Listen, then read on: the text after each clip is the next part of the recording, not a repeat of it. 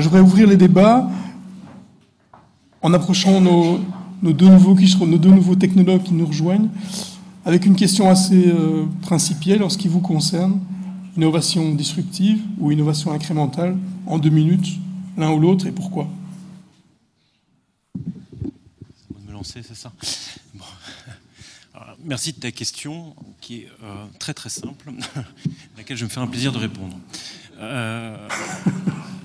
Alors, je suis le français de la troupe, mais étant un peu catalan aujourd'hui, sur Perpignan, j'ai la possibilité d'être un petit peu impertinent, moi aussi, c'est ça. Donc, disruptif ou linéaire. Jusqu'à présent, le système français faisait que dans les établissements publics, en tout cas de santé, on était très concentré sur comment on va faire de l'interopérabilité, comment on va faire pour maintenir nos référentiels. On a vu ce matin une présentation qui était assez, c'était assez dichotomique entre la présentation de Dominique Pont et celle qu'on a eu après sur les investissements des hospitaliers. On nous disait, donc Dominique Pont nous expliquait qu'il fallait avoir des référentiels communs, etc. Et dans le même temps, quelques minutes plus tard, on nous dit qu'on allait investir 50% de nos budgets sur ces fameux référentiels dans nos hôpitaux. Voilà. Donc on note bien cette dichotomie. Donc c'est une réalité, c'est-à-dire que jusqu'à présent, on était très tenu à ça. Comment on allait faire avancer le navire, comment on faisait pour faire en sorte que nos systèmes soient maintenus et avancent. Le nez dans le guidon. Donc moi je crois beaucoup à l'action là aujourd'hui de Dominique Pont et l'action du gouvernement français et la ministre de la Santé autour de ça, qui va nous permettre de nous sortir un peu le nez du guidon et de nous appuyer sur des référentiels nationaux qui nous permettront de réinvestir du temps et de l'argent dans justement de l'innovation. Notre problématique, et c'est à peu près la même que celle de nos collègues luxembourgeois et belges, c'est comment on fait pour financer cette innovation et comment on fait pour trouver le temps également de le faire. Encore une fois, la possibilité pour nous de nous appuyer sur des référentiels, ça va nous permettre de passer à l'étape d'après. On est vraiment à un tournant historique, je pense, en termes de numérique en santé, c'est qu'on est passé de la direction informatique à la direction des systèmes d'information, et là on va pouvoir arrêter de s'occuper de ce qui était aujourd'hui nos claviers souris d'hier, à savoir encore une fois l'identité patient, l'interop, et commencer à faire vraiment du numérique et du service à nos patients et à nos professionnels. Donc je pense que l'innovation aujourd'hui va être plus permise qu'hier, en tout cas dans le milieu hospitalier français, grâce à ça. Benoît ? Destructif ou bien continuer. C'est vrai qu'en étant pur informaticien, on a toujours envie, quand on arrive quelque part, de faire un tabula rasa de tout ce qui existe et de mettre les nouveautés, les nouvelles choses. Quand je suis arrivé dans le monde hospitalier, j'étais assez surpris de découvrir quelque part le vieil hôpital de papa, avec des choses où je n'imaginais même pas que ça tournait encore, des applications qui tournent, des PC qui tournent depuis plus de 13 ans, parce que ça tourne bien, pourquoi le changer? Ça coûte cher. Et donc il y a cette volonté, comme beaucoup d'informaticiens, on jette tout ça disruptivement, on remet du nouveau, on se met à jour, on suit nos modèles outre-Atlantique ou même en Europe. Et puis, il y a la réalité du terrain. Ce que disait Pascal tout à l'heure, qui dit c'est gentil, mais ça tourne. Il faut faire en sorte que les patients continuent à être suivis. Et donc, couper brutalement quelque chose et faire une disruption, ça veut dire garantir quand même un service qu'on ne sait pas faire. Donc, il faut mettre cette linéarité, tout en ayant ces idées de disruption sur des petits points, et petit à petit, modifier et amener vers une stratégie qui a été bien définie, qui permet d'augmenter petit à petit la capacité technologique de nos entreprises. Très bien. Un point qui découle finalement de cette évolution structurée, on se rend bien compte qu'on ne peut pas passer de ce qu'on avait hier à ce qu'on aurait demain, ou ce qu'on rêverait d'avoir demain, sans avoir des étapes intermédiaires. Il y a un des points sur lesquels j'aimerais vous faire réagir, c'est le jeu d'acteurs. Ça fait maintenant une petite quinzaine d'années que je m'occupe de technologie dans les hôpitaux et on se rend compte combien travailler ensemble est difficile au sein d'un hôpital où normalement on devrait avoir une culture partagée. La culture du patient, ou la culture de la proximité, ou la culture de la connaissance du voisin du bureau d'en face, que sais-je. On se rend compte que ce n'est pas le cas. Moi qui suis du monde des lettres à l'origine, il faut vous dire qu'on constate dans le secteur hospitalier une approche très, très tribale au sens anthropologique du terme, avec des tribus qui ont peu d'osmose, voire qui ne se parlent pas, voire qui se regardent en chien de faïence, comme on dit par chez nous, de manière assez antagoniste. Alors, on peut le concevoir que c'est difficile dans le cadre d'une informatisation. Dans le cadre du digital, où on est en train de parler de changer les pratiques métiers, on va vers une étape supplémentaire de complexité. Mais à partir du moment où on commence à concevoir la santé au niveau territorial, ça veut dire au sein d'acteurs multiples qui éventuellement hier étaient dans des groupements qui s'opposaient pour des raisons purement économiques, dans des métiers qui ne correspondent pas spécialement. Le médecin de ville ne travaille pas nécessairement bien avec le médecin hospitalier. J'entendais le docteur Tréhou, je l'avais entendu il n'y a pas longtemps parler. On voit bien qu'il y a un déséquilibre pendant entre la médecine de ville et la médecine hospitalière, ne fût-ce qu'au niveau des moyens. Comment est-ce qu'on arrive à réconcilier ça dans les purs pour faire en sorte qu'à un moment donné, les gens, indépendamment de l'endroit où ils se trouvent, qui doivent collaborer à l'émergence d'un projet digital, travaillent ensemble au niveau du territoire? Et ça, j'aimerais bien vous entendre avec vos différentes vues, en commençant par Pascal. Je partage bien évidemment ton diagnostic, Thierry, tout en disant peut-être que la situation en 2019 est malgré tout déjà meilleure qu'il y a 4 ou 5 ans. Donc je pense que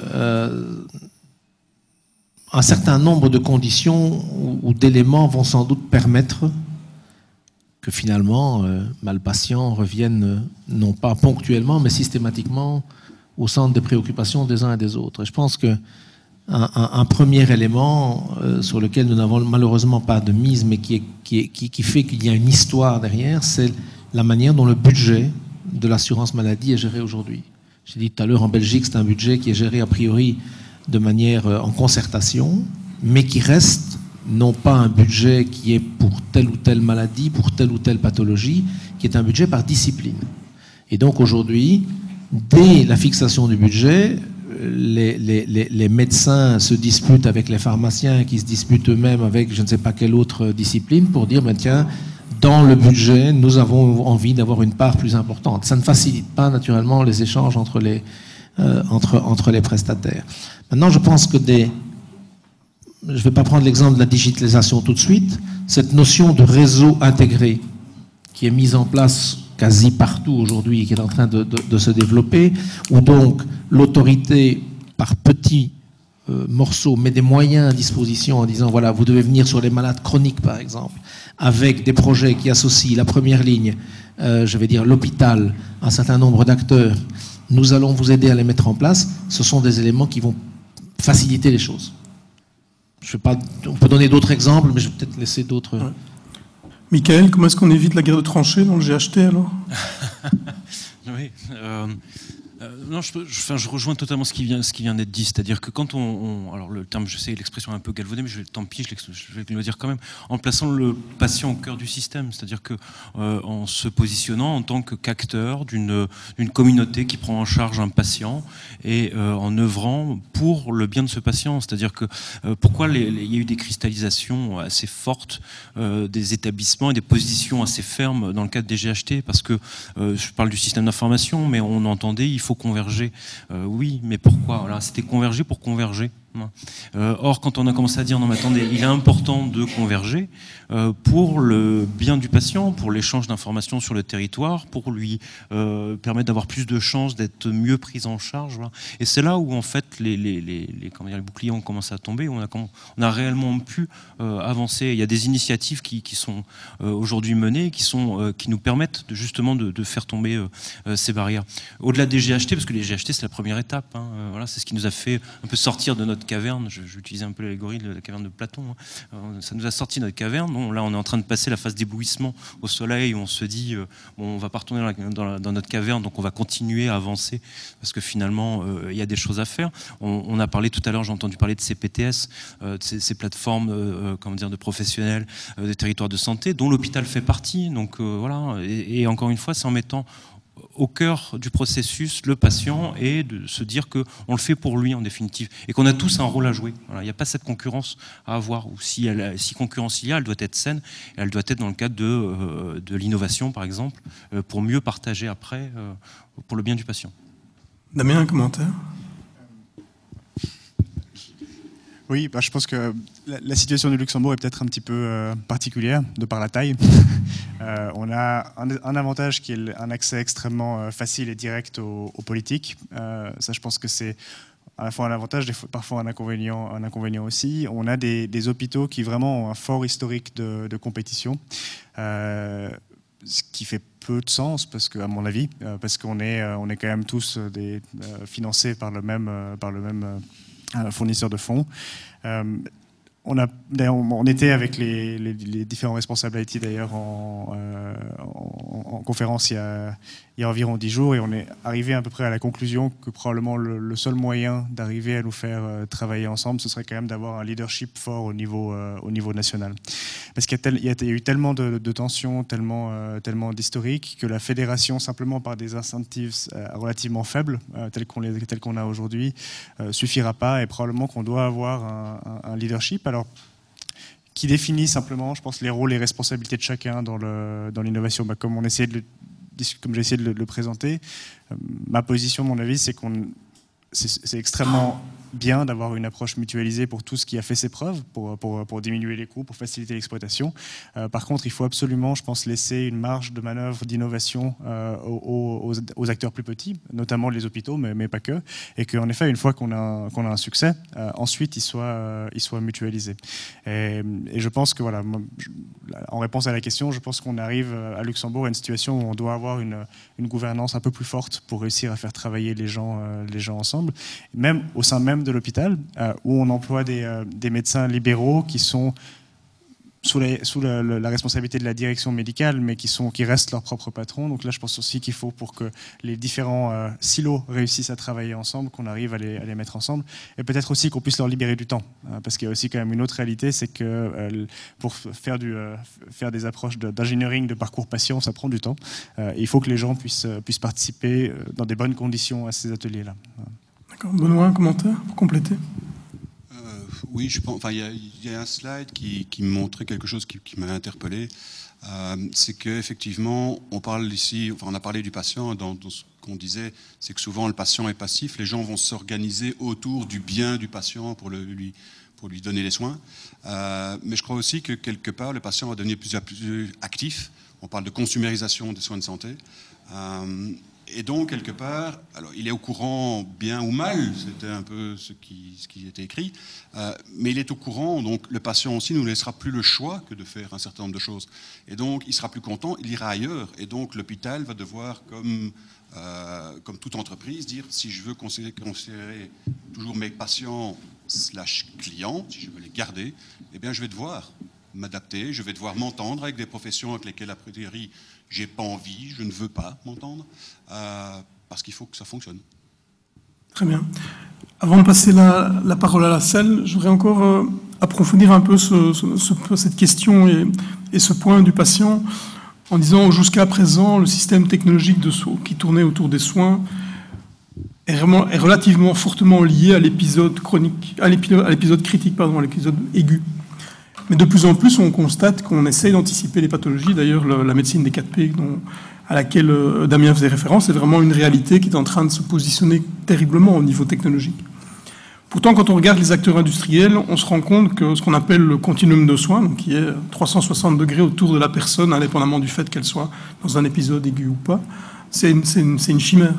La partie anticipation de la pathologie, tout ce qui est prévention, exactement comme aujourd'hui dans le domaine de la médecine, c'est le parent pauvre d'un point de vue technologique. Je vais prendre un exemple. Je travaille récemment sur la stratégie d'une multinationale hollandaise, dont je ne dirai pas le nom, mais vous aurez bien imaginé, il n'y en a pas 50 aux Pays-Bas qui s'occupent de soins de santé. Ils ont 2 produits qui sont relevants par rapport à la prévention. Une brosse à dents électrique et une friteuse sans huile. Si on limite la prévention en médecine à ça, c'est drôlement limité en termes de capacité industrielle pour anticiper une pathologie. Comment est-ce que vous voyez l'évolution, non pas par rapport à l'épisode aigu dans l'hôpital, mais bien plus par rapport à la problématique de la santé liée au territoire? Parce que l'investissement technologique, si on concentre là où il a toujours été, ça veut dire si on déplace des coûts des briques, des bâtiments, vers des coûts des briques technologiques, il n'y aura pas d'économie d'échelle ni d'efficience, ou même d'efficience que Pascal apportait. Comment est-ce qu'on déplace globalement le spectre, non pas vers le traitement, mais vers ce qui anticipe et qui pourrait augmenter l'efficience véritablement des soins de santé? Pascal? Mais à nouveau, je pense que cette multinationale que tout le monde a bien reconnue n'est peut-être pas effectivement celle qui va amener ce changement. Je pense que ce sont davantage, et là je dis peut-être l'inverse de ce que je dis tantôt, des startups. Je prends l'exemple Fibricheck, dont on a parlé tout à l'heure. c'est de la prévention, des arythmies cardiaques, c'est un enjeu considérable, et c'est parti au départ, pardonnez-moi l'expression, mais un peu sur un gadget de la vie journalière, le smartphone. Prenez votre doigt en photo. Ça n'a rien de médical a priori. Et aujourd'hui, ils ont 150 000 clients qui payent un forfait mensuel non remboursé pour pouvoir participer à des actions préventives. Donc je pense, alors c'est peut-être le contre-exemple de la multinationale, mais je pense que c'est par de petits succès, peut-être parfois de manière un petit peu puérile dans l'approche, en disant on va essayer de sensibiliser le citoyen sur quelque chose qui lui plaît mais qui en même temps lui est utile, à travers des success stories comme Fabrichek, qu'on va créer tout doucement un mouvement qui va pouvoir... Je pense que dans toutes ces matières-là, un changement de culture ne se décrète pas. Ce n'est pas une autorité. Si c'était le cas, ça fait longtemps que je pense qu'on aurait des succès dans la prévention. Ça ne se décrète pas. C'est par des changements d'attitude individuels qui deviennent petit à petit des succès qu'on peut avoir un certain effet boule de neige. Donc, on peut être pessimiste à court terme, mais je pense que là, c'est notamment un des rôles que doit jouer demain l'e-santé, c'est cette capacité, je rejoins un peu ce qui a dit tout à l'heure, d'apporter de l'innovation ponctuelle qui demain sera de l'innovation, je vais dire, ou qui fera partie de la vie journalière des différents citoyens. Michael, un commentaire? Oui, effectivement, et cette initiative, elle est même collective. Enfin, je trouve assez marquant le fait que, regardez toute cette journée, combien de fois on a entendu parler de DPI, dossier patient informatisé. Ça fait moi, à peu près, ça fait plus de 10 ans que je suis dans le milieu hospitalier. Avant, quand on assistait à ce type de journée, on entendait parler de DPI, interopérabilité. Je crois que je suis le premier à avoir prononcé ce mot tout à l'heure. Aujourd'hui, on est aux journées de la e-santé, on parle de santé. Donc quand on parle de santé, on ne parle pas forcément de maladie, c'est pas de la e-maladie. Donc on parle aussi de prévention.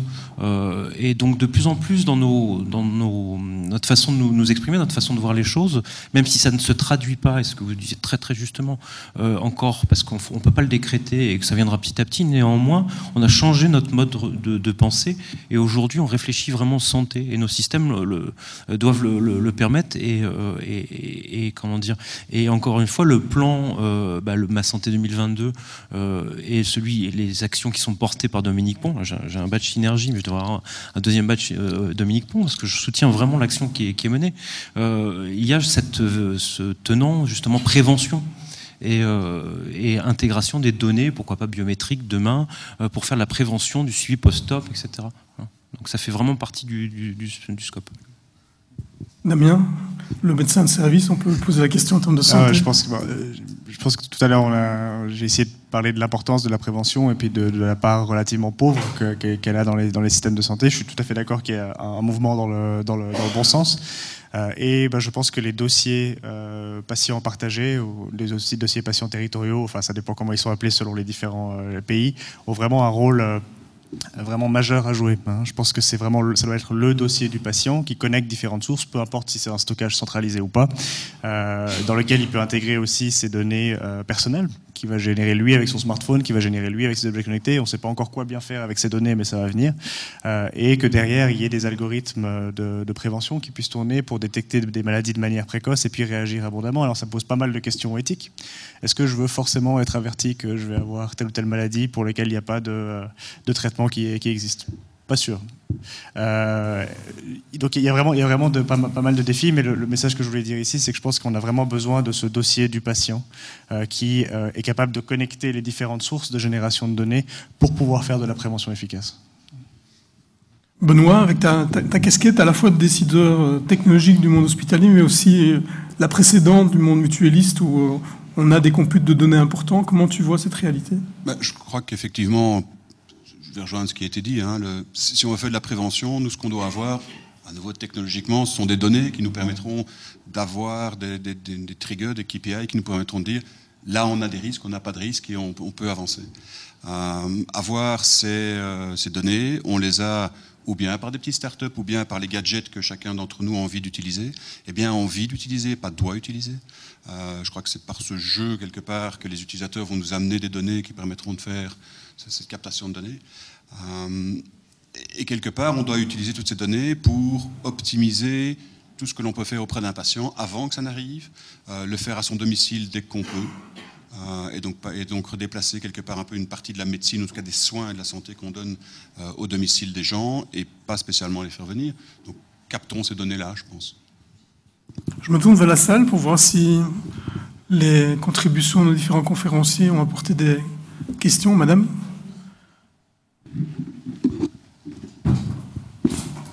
Les directeurs généraux sont vraiment multicasquettes. Merci. Ça n'est pas une question, c'est juste une remarque. Je suis directrice des soins à la base infirmière depuis maintenant 40 ans et je ne pense pas qu'il faille tenter d'opposer les deux tendances. En tout cas, on a parlé du problème de temps qui était souvent, je dirais, un argument qui vous était présenté, voire opposé. Et moi, ce que j'ai remarqué, je suis maintenant directrice des soins depuis 15 ans, les soignants sont pour l'innovation. Alors, j'ai une expérience, voilà, je ne peux pas parler au nom de tous les soignants, bien sûr, mais les soignants sont pour l'innovation. Ce qui est très difficile, et je ne sais pas quand ils disent manquer de temps, comment il faut vraiment l'interpréter. En tout cas, ce que j'ai pu constater, c'est qu'ils se plaignent. Il y a une innovation, ils commencent à se l'approprier, ils commencent à la mettre en place, et tac, on leur en balance une autre. Et il faut à nouveau qu'ils se l'approprient. Et avec les générations de soignants, vous avez tous les âges, de 20 ans à 60 ans maintenant, hein, même voire plus, on n'est plus du tout en phase en même temps, et c'est ne pas donner du temps au temps. Alors il faut faire vite, les innovations se succèdent, mais ce qui est le plus difficile, me semble-t-il, c'est ça. Et donc, c'est pour ça, opposer les deux tendances, je n'ai pas ce sentiment-là, en tout cas au travers de mon vécu. Je pense que les innovations, oui, mais c'est comme les réformes hospitalières. Voilà, on a à peine commencé une réforme, on a à peine commencé dans les hôpitaux à se l'approprier et à la mettre en place que, clac, on la fout en l'air et qu'il y en a une autre. Je me permettrais de juste rephraser ce qui a été dit dans un modèle un tout petit peu plus court.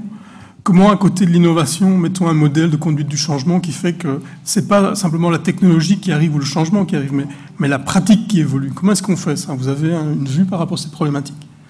Peut-être juste une remarque. Déjà, je pense parfaitement d'accord. Je pense que c'est difficile dans des équipes qui sont déjà sous tension d'implémenter des innovations toutes les 2 semaines. Et peut-être que là, une des réponses, c'est d'avoir justement ces structures qui sont à côté, comme peuvent l'être des centres de l'innovation, ou vous les appelez comme vous les voulez, avec des budgets spécifiques, des living labs, où vraiment on a des chambres de patients, des services simulés, dans lesquels on peut tester avec des gens qui font ça, mais en dehors probablement de leur temps de soins.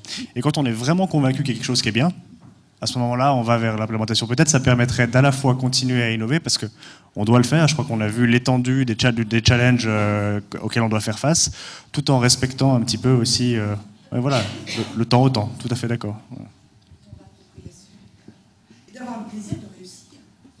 Quand vous appropriez un outil qui paraît difficile, c'est bien aussi de pouvoir le mettre en place et avoir ce plaisir de réussir. On parlait ce matin d'amour, on parlait de plein de choses. Réussir dans son métier, c'est aussi le moteur pour aller plus loin, pour être proche du patient. Et si on n'a pas le temps de réussir, d'avoir ce plaisir-là, c'est très difficile. Je partage juste simplement, très rapidement, je pense qu'il y a 2 points par rapport à ça. Le premier, c'est qu'il faut voir d'où on partait. Initialement, on partait très très loin. Enfin, je veux dire, concrètement, là aujourd'hui, on parle de numérique en santé. Enfin voilà, je disais moi-même qu'on parlait de e-santé. Il y a encore 10 ans en arrière, on était vraiment très très loin en termes d'informatisation dans la santé, enfin médicale. Donc on est parti très très loin. Donc on a été assez vite. Voilà. Et là où je vous rejoins parfaitement, c'est qu'effectivement la clé et la réussite de l'innovation, elle est portée par vous, utilisateurs. Et c'est vous qui devez justement nous dire ce dont vous avez besoin et vous approprier l'outil. Et je pense qu'il y a eu pas mal de changements aujourd'hui dans la conduite du changement, justement, en associant de plus en plus d'utilisateurs. On en discutait. Enfin, moi, dans mon précédent poste, c'est pas le cas aujourd'hui, mais ça ne saurait tarder. J'intégrais dans mes équipes des médecins, des pharmaciens, des soignants, voilà, et j'avais des personnes qui étaient à temps dédié, c'est-à-dire que c'était pas quand ils avaient le temps, le soir, voilà. Et il n'y a que comme ça qu'on a pu mener à bien des projets d'innovation. Moi, tout seul, je suis de formation informaticien. Enfin, je veux dire, déjà, je connais pas votre métier. Enfin, c'est pas mon métier. Je suis juste là pour accompagner. Et, Je partage bien évidemment totalement. Je ferai juste une différence dans la gestion du changement entre les réformes et l'innovation. Les réformes, par définition, c'est quelque chose qui nous est imposé. Et donc, on n'a pas le choix. On doit souvent mettre en place une procédure de gestion de changement sans beaucoup de marge de manœuvre. Je vais dire, quand on entend les réseaux hospitaliers pour telle date, ben, on n'a pas le choix. Je vais dire, on doit les faire. L'innovation, je pense que l'institution, et notamment à travers sa direction, a quand même une marge de manœuvre plus grande. Je crois qu'il est irresponsable de lancer dans un même département 10 innovations en même temps, et donc on sait bien que le changement ne va pas pouvoir s'approprier. Donc je pense que sur l'innovation, on peut approcher le changement de manière un petit peu plus rationnelle, et effectivement, par un mode participatif, pouvoir se dire, tiens, dans le fond, là on a 3 grosses priorités, on ne va pas réussir à les mettre toutes les 3 ensemble, dans quel ordre, et à titre personnel, je préconise souvent les plus petits succès avant les grands, parce que les petits succès font des petits, les grands créent parfois un réflexe un petit peu négatif pour la suite. D'autres remarques, d'autres commentaires, d'autres questions? On va continuer sur cette tendance. À côté de ce que j'appellerais cette évolution de la littératie en e-santé, donc cette capacité d'intégrer l'e-santé dans les pratiques professionnelles et dans les compétences de base, on a lu en filigrane, mais aussi de manière plus détaillée, qu'on sent apparaître de nouveaux métiers, de nouveaux besoins de compétences. Donc le digital, que ce soit dans l'hôpital traditionnel, mais aussi dans le réseau, jusqu'à la première ligne, l'infirmière qui va au chevet du patient et qui n'est pas dans le concert hospitalier, mais bien en relation directe avec le patient au quotidien, doit pouvoir partager un certain nombre de données, mais aussi acquérir un certain nombre de compétences. Comment vous voyez les évolutions et peut-être les quelques chemins critiques de métiers nouveaux qui vont permettre l'adéquation entre les nouveaux besoins et la nouvelle offre de services de soins?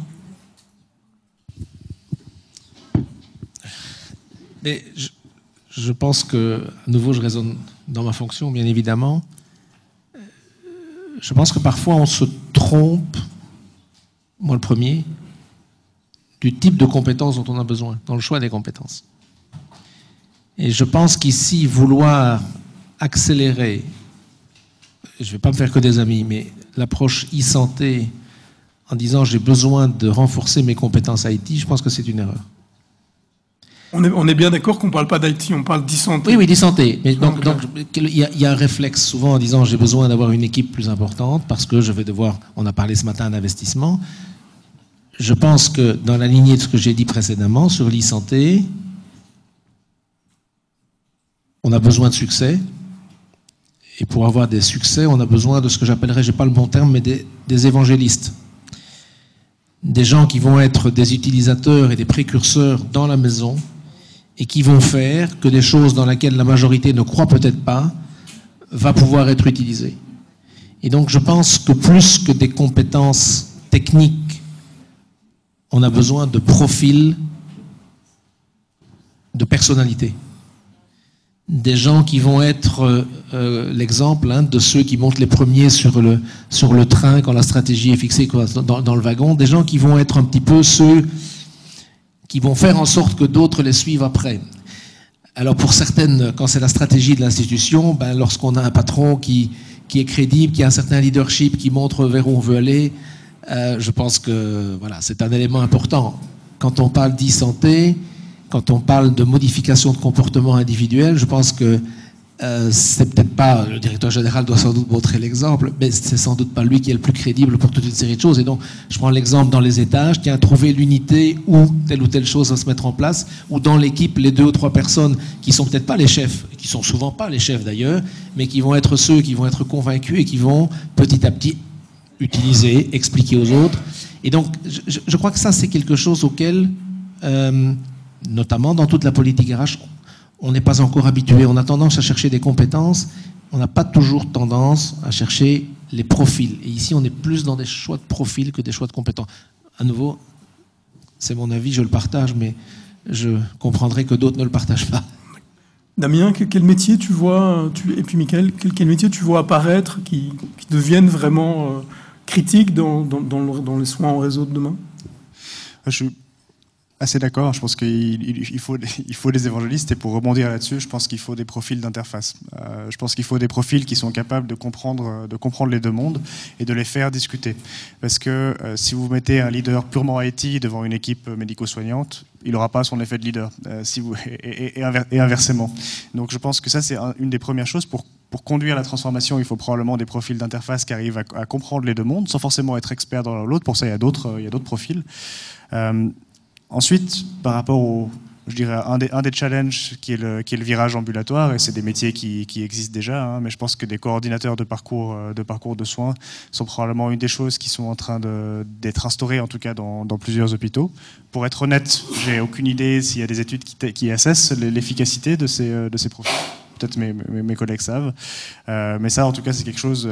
Je pense que le parcours de soins se fragmente, les intervenants deviennent de plus en plus multiples en termes surtout pour les pathologies chroniques, et avoir quelqu'un qui n'est pas forcément un médecin ou pas forcément un infirmier, qui est capable de diriger le patient vers les différents intervenants, de centraliser l'information, de s'assurer que tout suit son chemin, est quelque chose de très important. Et puis après, il y a aussi des évolutions au sein même des professions.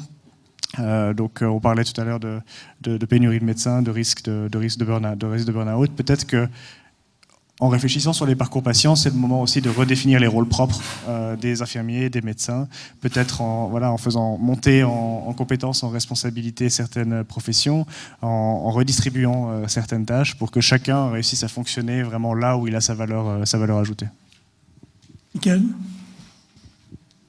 Oui, alors effectivement, nos métiers changent. Je pense que là où nous, on en est bien conscients, en tout cas dans l'hôpital public, ça fait un moment qu'on le voit arriver.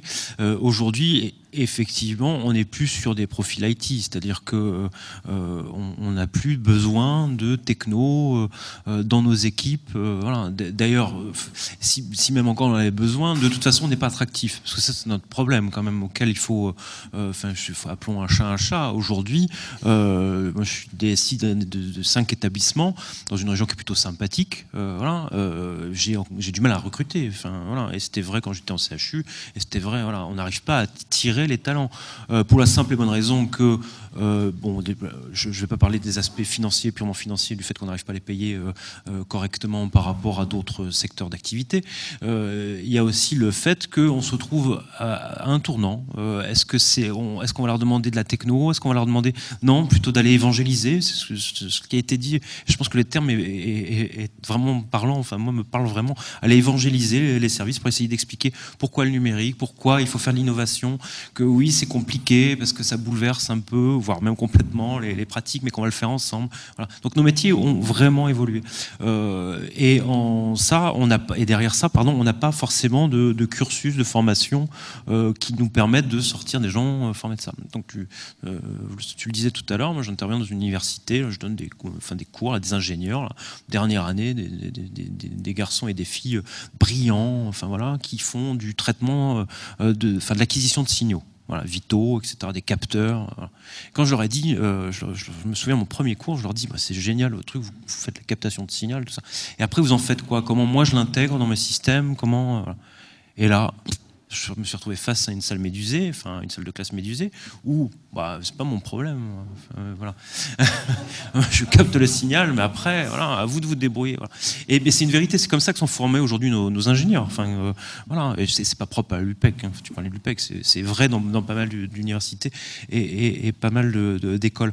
Donc on n'a pas encore ce profil-là, je crois, le profil DSI, CIO. Voilà. Donc on voit des médecins, on voit des informaticiens, on voit des administratifs. Voilà. Et donc on voit de plus en plus des talents, ou en tout cas des personnalités, ce que vous disiez, plus qu'une compétence. Voilà. Benoît, du côté des hôpitaux belges moyenne taille? Il y a beaucoup de choses qui ont déjà été dites. Je vais me rallier à beaucoup de ce qui a été dit. Mais c'est vrai que quand je regarde au niveau informatique pur, on n'a plus juste des techniciens. Des gens qui font un code et puis le code tourne. On n'a plus, parce que derrière, justement, il y a la santé, il y a le patient. Et donc, quelque part, on leur demande un peu plus, on leur demande de l'empathie par rapport aux résultats que leurs programmes vont livrer. Et donc, quelque part, ça change déjà un petit peu le geek devant son clavier. On leur demande autre chose. Et d'un autre côté, j'aime bien le terme évangéliste. Parce qu'on a remarqué ça, en tout cas à l'hôpital où je suis, c'est que rien n'entre mieux dans la tête des gens que quand c'est expliqué par leur père. Et donc, en pouvant expliquer à certains médecins, à certaines infirmières, à certains paramédicaux, un peu plus férus d'informatique, comment ça fonctionne, ce sont les meilleurs évangélistes que l'on peut avoir. Et finalement, leur métier, on a, à la Clinique Saint-Pierre, il y a un médecin qui est payé 40% de son temps à faire de l'informatique, à comprendre ce que c'est. Et donc, son métier de médecin a changé pour importer de l'informatique dans ce qu'il fait, pour importer tout ce qui est électronique dans la santé. Très bien. Je me tourne une dernière fois vers la salle pour une question.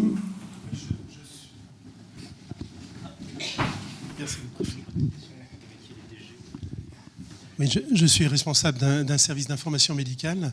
Alors j'avais une remarque. Moi, j'ai l'impression que si on a du mal à recruter des informaticiens, j'ai l'impression que les grilles de rémunération ne sont pas à la hauteur, ou en tout cas en termes de concurrence, ça ne suit pas. Donc après, on peut toujours se plaindre, mais tant qu'on ne payera pas les gens correctement, on ne les aura pas. Moi, ma question, c'était pour le digital, le département digital. Ça m'intéresse bien, j'ai vu que le DIM était dedans aussi. J'aimerais connaître votre positionnement dans l'organigramme et comment sont les relations avec la DSI ou DSN et à qui êtes-vous rattaché? Alors, donc on a le département digital, et donc c'est le 4e département de l'hôpital. Donc on a département soins, département médical, administratif et financier, et puis donc le département de la digitalisation. Il est organisé comme suit. On a le service IT, qui est principalement un service d'IT opération, production. On a un service qu'on a appelé applications et projets, qui s'occupe du support donc de niveau 2 des applicatifs.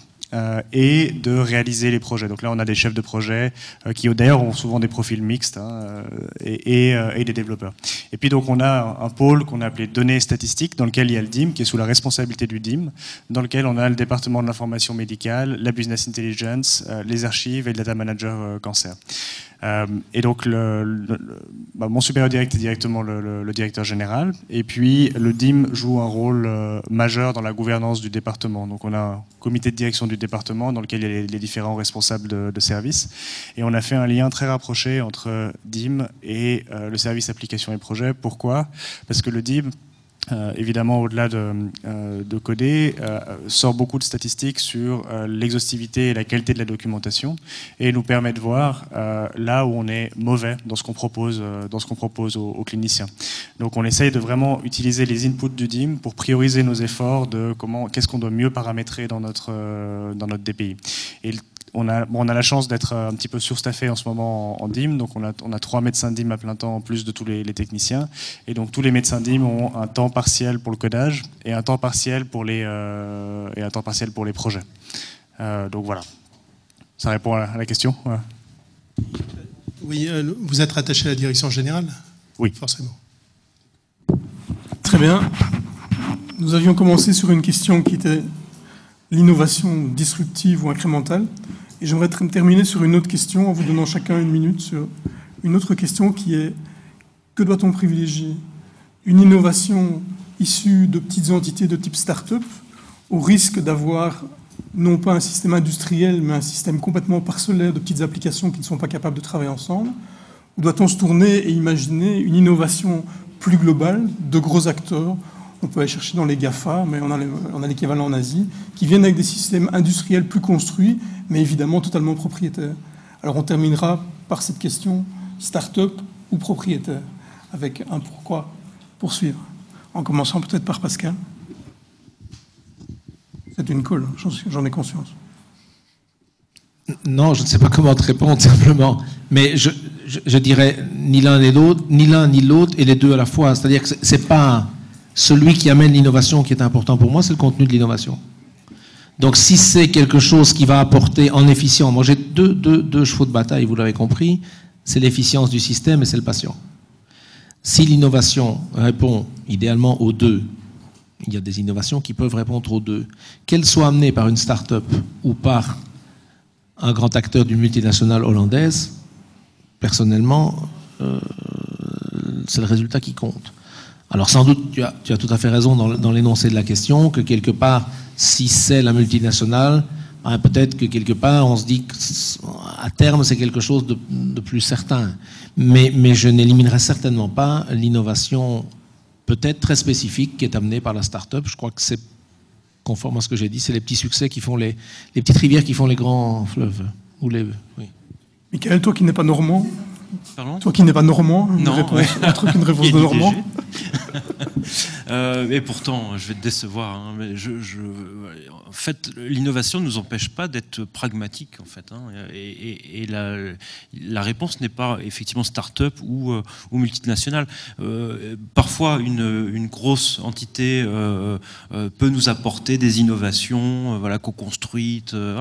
Sur d'autres sujets, il faut laisser place aussi à des innovations locales, territoriales. On parle beaucoup des territoires. Il y a sans doute des besoins sur un territoire donné qu'on ne va pas retrouver forcément dans un autre. Moi, j'ai le cas, par exemple, avec un hôpital transfrontalier, l'hôpital de Sardagne, donc avec les Catalans. Voilà, j'ai un sujet particulier. Là, je vais peut-être avoir besoin de start-up pour faire de l'innovation. La question, nous, qu'on a aujourd'hui en France et qui est un peu problématique, c'est comment associer des start-up dans l'hôpital public. Alors, je sais qu'il y a des réponses, mais elles sont très complexes. Et comment faire de l'innovation et donc de la recherche avec de l'argent public, parce qu'on est quand même des hôpitaux publics. Voilà. Donc, voilà. J'ai pas la réponse. Oui, je vais répondre aussi. Je pense que pareil, je pense que j'ai pas de réponse précise à la question. Ce qui est intuitivement, on pourrait se dire que les gros peuvent proposer des produits qui ont déjà fait leurs preuves, qui ont déjà été testés ailleurs et avec lesquels on pourrait travailler. Si je reprends l'exemple du Luxembourg, peut-être dans des contextes mutualisés qui s'appliquent à plusieurs hôpitaux, et puis les startups répondre à des besoins plus spécifiques. Mais en pratique, on a des fois des gros qui nous approchent pour essayer de développer des petites solutions précises à nos besoins, qui peuvent ensuite aller revendre derrière. Donc, je pense qu'on peut tout à fait travailler avec les deux. Il y a une chose par contre pour laquelle il faut faire attention, quel que soit, je pense, l'interlocuteur qu'on a en face, c'est que l'hôpital, et le patient évidemment, mais l'hôpital doit rester en tout moment dans une situation où il n'est pas dépendant et sur lequel il garde la main mise sur les données. Et je pense qu'un des enjeux majeurs de la stratégie des systèmes d'information, c'est d'être capable le plus facilement possible, et bon, ça fait évidemment souvent beaucoup rire les personnes du technique, parce que c'est pas aussi facile que ça, mais de pouvoir faire plug and play avec des fournisseurs d'applications qui peuvent venir se connecter de manière sécurisée sur des données qu'on expose. Ça, je pense que ce serait un avantage stratégique majeur pour un système d'information hospitalier, parce que le système de la santé numérique change extrêmement vite, et donc on ne peut pas dire, si on fait un partenariat avec quelqu'un aujourd'hui, que ce sera toujours le cas dans 3 ou 4 ans. D'accord. Benoît, un dernier mot ? L'inconvénient de parler en dernier lieu, c'est que beaucoup ont été dit. Donc je ne ferai pas la réponse de Normand, je ferai celle du jésuite, qui est pourquoi pas les deux. Tu vas me poser une question là. Voilà, pourquoi pas les deux. Je crois que les startups ont ce site d'avantageux, c'est qu'elles ont une agilité que les grosses sociétés n'ont pas. Et donc elles peuvent rapidement venir dans un hôpital, dans une structure hospitalière ou simplement médicale et adapter rapidement un besoin que vous avez. Ce qui n'est pas le cas d'une grosse société qui viendrait dans les GAFA ou autres. Par contre, ces mêmes grosses sociétés, elles ont un pouvoir d'attaque et un pouvoir de frappe qui est de loin supérieur aux startups. Et donc, il faut aller chercher le mieux dans chacun des deux mondes, de manière à avoir ce qui peut vraiment aider nos patients à long terme.